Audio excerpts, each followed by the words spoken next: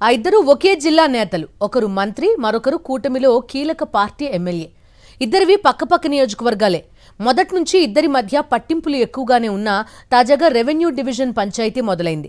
సహజంగానే ప్రధాన పార్టీకి చెందిన మంత్రి పంతం నెగ్గించుకున్నారు. దీంతో పాలక కూటమిలోనే ఉన్నా మాట వినేవారే లేరని ఎమ్మెల్యే నిరాశలో కూరుకుపోయారు. ఆ నేతలెవరు? ఇద్దరి మధ్య పంచాయతీకి కారణమేంటి? Let's watch. ఏపీ హోంమంత్రి వంగలపూడి అనిత అనకాపల్లి జిల్లాకు చెందిన పాయకారావుపేట ఎమ్మెల్యేగా ఉన్నారు. పొరుగునే ఉన్న యలమంచిలికి జనసేన నుంచి ఎన్నికైన సుందరపు విజయ్ కుమార్ ప్రాతినిధ్యం వహిస్తున్నారు. గతంలో ఇద్దరూ ఒకే పార్టీలో పనిచేశారు. ఎన్నికలప్పుడు విజయ్ కుమార్ సైకిల్ దిగి గ్లాస్ పార్టీలోకి వచ్చారు. ఇప్పుడు వీరిద్దరి మధ్య రెవెన్యూ డివిజన్ పంచాయతీ నడుస్తోందని రెండు పార్టీల్లోనూ చర్చించుకుంటున్నారు. తమ రాజకీయ అవసరాల కోసం హోంమంత్రి అనిత మొదట నక్కపల్లిలో రెవెన్యూ డివిజన్ ఏర్పాటు చేస్తున్నట్లు ప్రకటించారు. తర్వాత తాను నివసిస్తున్న అడ్డరోడ్డుకు రెవెన్యూ డివిజన్ ను మార్పించుకున్నారు. అడ్డరోడ్డు కేంద్రంగా నూతన ఆర్డీఓ కార్యకలాపాలు కూడా మొదలయ్యాయి. కొత్త డివిజన్ కోసం నర్సీపట్నం, అనకాపల్లి రెవెన్యూ డివిజన్లలో ఉన్న 7 మండలాలను విడదీసి కొత్త సబ్ డివిజన్ పరిధిలోకి తెచ్చారు.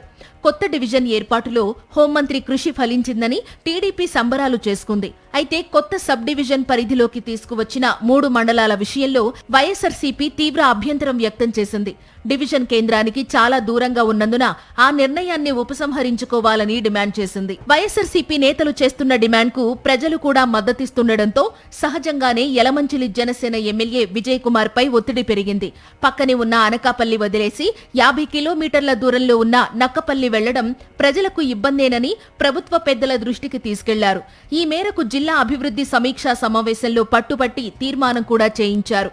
అవసరమైతే యలమంచిలి మండలాన్ని కొత్త డివిజన్లో కలిపి మిగిలిన 3 మండలాలను యథావిధిగా కొనసాగించాలని అభ్యర్థించారు విజయ్ కుమార్. మునగపాక మండలం విషయంలో పునరాలోచన చేసిన సబ్ కమిటీ రాంబిల్లి, అచ్యుతాపురం మండలాలపై తమ సిఫార్సులకే కట్టుబడింది.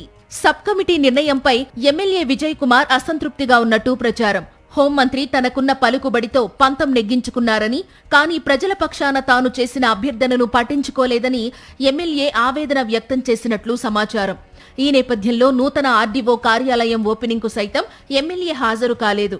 నియోజకవర్గంలో పబ్లిక్ గ్రీవెన్స్ డే నిర్వహిస్తున్నందునే వెళ్లలేకపోయారని ఎమ్మెల్యే సన్నిహితులు చెబుతున్నప్పటికీ కొత్త డివిజన్ ఏర్పాటులో తన విజ్ఞప్తిని అస్సలు పట్టించుకోలేదనే అసంతృప్తే కారణమంటున్నారు. యలమంచిలిలోనే కాదు, పాయకారావుపేట జనసేనలోనూ అసంతృప్తి రాజుకుంది. స్వయంగా హోంమంత్రి ఇంటి దగ్గర జరిగిన సంబరాలపై జనసేన నుంచి అభ్యంతరాలు వ్యక్తమయ్యాయి. కూటమిలో ప్రధాన భూమిక పోషిస్తున్న తమ అధినాయకుడి ఫోటో ఏమైందని నిలదీయడం ఇక్కడ చర్చనీయాంశమైంది. నక్కపల్లి నుంచి డివిజన్ అడ్డరోడ్డుకు మార్చడంపై నక్కపల్లి మండల ప్రజలు మండిపడుతున్నారు. పరిశ్రమల పేరు చెప్పి తమ దగ్గర భూములు లాక్కొని తమ ప్రాంతంలో ఏర్పాటు చేయాల్సిన డివిజన్ను అడ్డరోడ్కు ఎలా తరలిస్తారని హోంమంత్రి అనితపై ఆగ్రహం వ్యక్తం చేస్తున్నారు.